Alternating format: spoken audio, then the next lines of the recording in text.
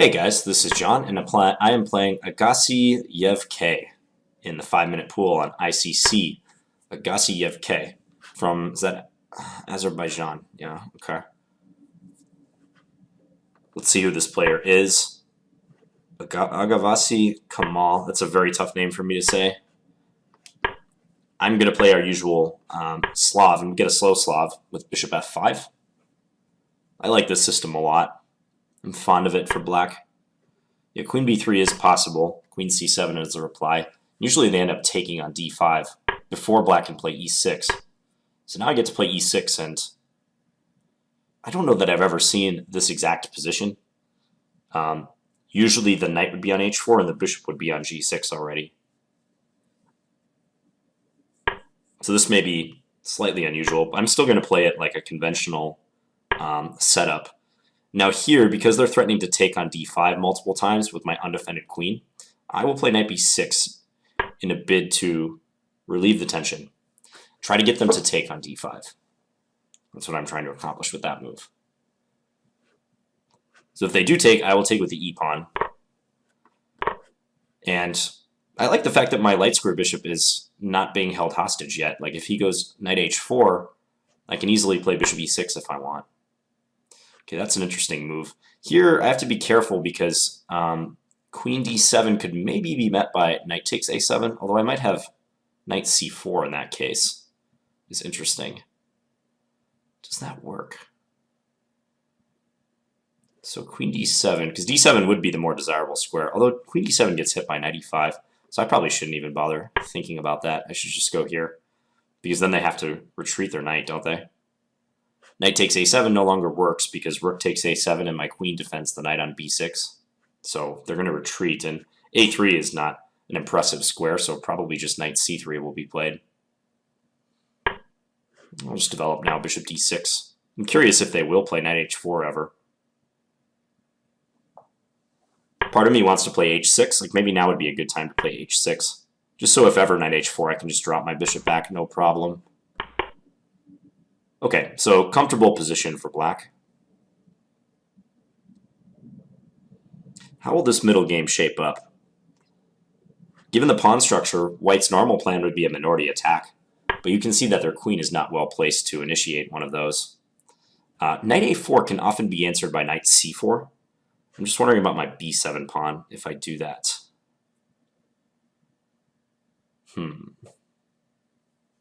I might want to go knight e4, but he has bishop a5. That is kind of a threat in this position. So knight c4, queen takes b7, or take on c4 first, then queen takes b7. Doesn't look so good. Yeah, let's just take this guy. And jump our knight into e4. Attacking the bishop, we'll see where they place that. Yeah, they're trying to exchange the dark square bishops. Makes perfect sense. Okay, we'll go here. And if they take it, which way to take, knight or queen? There's some merits to both recaptures. The knight I stay more active. Or the queen I stay more active, I mean.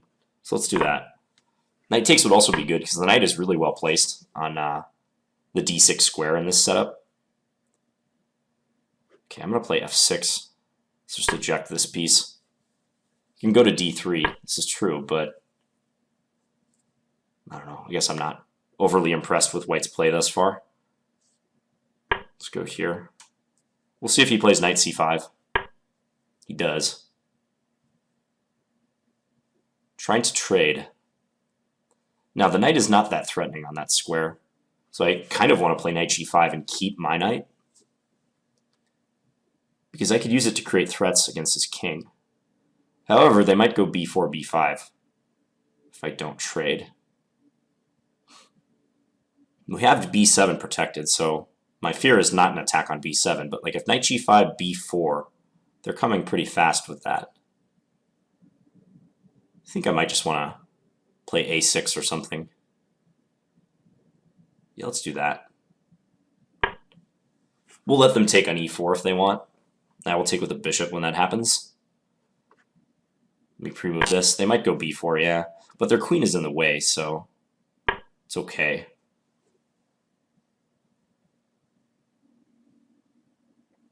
Now, I wonder if I can start utilizing my kingside pawns. Because if I'm confident about the queen side, if I think the queen side will be shut down enough, I can start doing that. Okay, what to do now? They're clearly going to play a4. That's their plan. So how to proceed?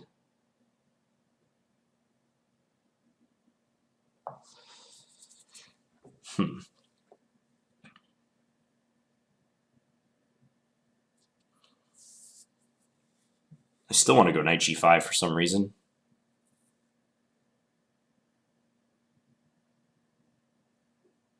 It's not so easy, though. All right, I need to make a decision because my time is ticking.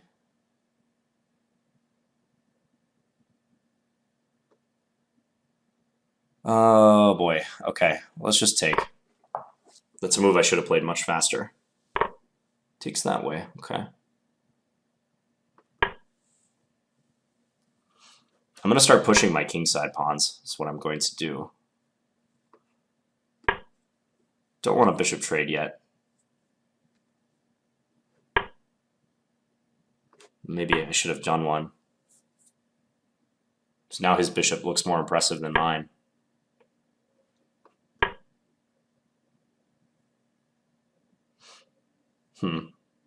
This structure is so solid, I'm having a hard time figuring out what to do. We're just going to defend b7 with everything we've got. I'll play rook f7 sometime soon, although he has bishop g6 if he needs it. This is kind of a weird position, but he can only attack b7 by putting his queen there.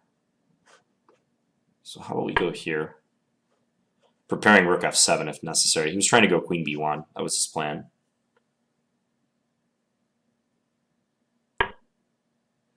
Okay, you can advance that there. That's fine. I'm just going to wait now. I'm going to wait him out and see what he's going to do. Let's go here. Now let's try to trade these bishops. Because how is he going to make any progress on the queen side? Yeah, I have this b7 weakness, but as the principle of two weaknesses says, you need more than one weakness oftentimes to win a chess game. So he's avoiding the trade for now. I'm just going to try to play quick moves and make him use time, figuring out how to get through. So I think it's a difficult proposition for him.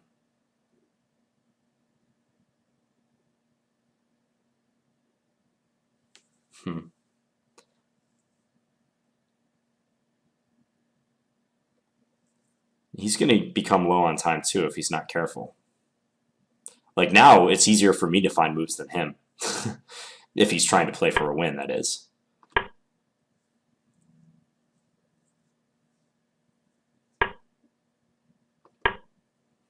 I don't see what he's gaining by doing all of this.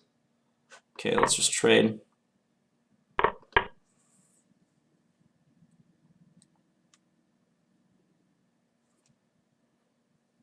Yeah, this is a very equal position. I think my setup is close to optimal. I don't know if I'm going to advance these pawns any further. Don't see any point in doing that for now.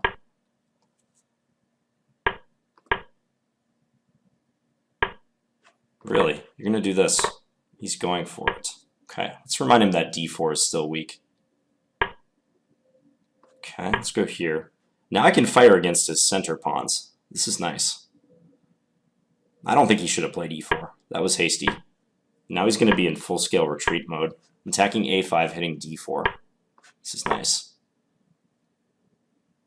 Yeah, this is great. I can take here now. Ooh, this is nice. Check. Yeah, his position backfired quickly. He resigned. Okay, yeah, sometimes you need a strategy like that in a quick game. Like just turtle up and start making quick, defensive, solid moves and let your opponent be the one to figure out how to play the position. So let's have a look at it. So he played this line for white. This is the slow Slav where black plays bishop f5. Now, normally knight c3 is played, and then after e6, white's sole try for an advantage is knight h4. I shouldn't say sole try, but the most common try for an advantage is knight h4, trying to pick up the bishop pair. He didn't do that, though. He played queen b3, hitting b7. So I defended with queen c7, knight c3. There's a line where they take on d5 and then play knight c3. Black has to exercise more care in this position because the b file is open and there's ideas with knight b5 and such. But he did not take on d5 for a while.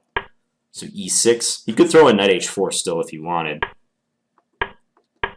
But this is a device that happens in the slow Slav. Black can play knight bd7 to b6 to try to relieve the tension. Because if I were to play a normal move here, like bishop e7, he can take. And if I take with my pawn, he can take here, is the problem. Knight takes and then queen takes. And because of the pin on the queen, black is going to end up worse. So, yeah, that's why knight b6 is a good move to force white to do something about the c4, d5 tension. So he took, I took with the e pawn to keep the c file closed. Yeah, so here I was speculating like what happens if something like this, because his knight might be stranded on this square. But then when I noticed that he has knight e5, I just immediately dropped that line and stopped calculating it because there's no point. Knight e5, it's just a useful tempo move anyways. So queen d8, knight back to c3, bishop d6, bishop e2. I think all these moves are pretty standard. Okay, so I'm going to use the engine starting with knight a4 because I thought my position was pretty good, but I didn't demonstrate it over the next, let's say, 5 to 10 moves. So I took, yeah, knight c4 is an interesting move that I pulled off before when people play knight a4, but I remember the time that I did this OTB, the pawn on b7 was protected. Like, let's say black had the queen on e7, then it would be good because if they try to capture multiple times, like rook takes c4 and queen takes c4 would fail to b5. But yeah, here he has this move, so that just totally defeats the purpose of knight c4. So knight takes a4 is played. And I see the engine is suggesting that I play more prophylactically on the queen side. Or maybe prophylactically isn't the right term. Proactively, let's say. So starting a pawn initiative myself before he gets to put his pawns out there at will. Yeah, that's a good point. a5 probably makes sense. I went knight e4. I forgot that bishop b4 was a good idea for white in this position, trading the dark square bishops. So a5, in addition to stopping b4, also stops bishop b4. So I do see the value of that move. So bishop b4, rook e8, take. I probably should take with the knight in retrospect, because my knight on e4 wasn't doing anything after he played knight e5. I think I'm drifting into a worse position now. Certainly after he gets knight c5 in, I must be slightly worse. Because I don't have much to chew on the king side or the center, where traditionally black looks for play in this setup. I played a6, but after b4, yeah, queen back to d1, and there's never a good opportunity for knight takes f2 or whatnot. So eventually I just agreed to trade the knights, which also might be a mistake. I maybe shouldn't do that. I was a little surprised by b takes because I know it makes black's position super passive to do this, but in positions where you're only attacking the b7 pawn, it's really tough to win. I think if I were white, I would have played rook takes and looked to do a conventional a4 and b5. I know the engine doesn't like this as much, but if it were me, I would much like my chances. I would much prefer my chances in this setup than the one he got in the game. Chances to win, that is. Because now I'm definitely worse, and I have very little counterplay. Here I should have just traded bishops, by the way. That was a mistake not to. So I'm definitely worse now, but he needs another weakness. This is classic like principle of two weaknesses stuff. I'm not going to lose based on the b7 pawn itself. You know, he needs to open up another front somewhere, which he tried to do later with that f3 and e4 idea, but it was mistimed. I'm quite a bit worse now. I mean, you can see the e-valley thinks he's ahead by more than a pawn.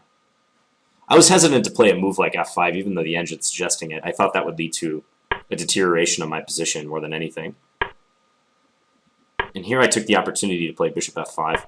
So I had to take some caution. Like after rook b2, he's preparing queen b1, which would hit b7 multiple times. And if ever I defend like this, I think he has this bishop g6 move. Maybe not. Maybe I have some like wacko defense like this, but that seemed like a pretty real threat to me. So that's why I played rook c7, so that after rook ff7, bishop g6, I can play rook fe7. My rook has more lateral scope. I honestly think this position might be a draw. Unless he can do something with his majority in the center / king side.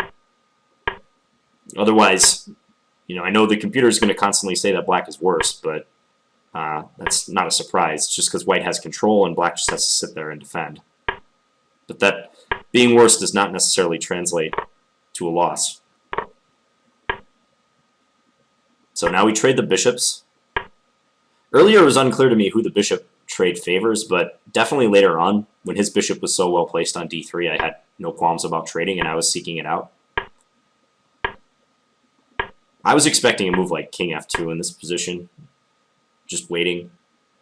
Yeah, and I mean, if this were an OTB game, maybe now I would start considering stuff like f5, just to hinder e4, maybe create a little counterplay of my own on the king side, grab some space.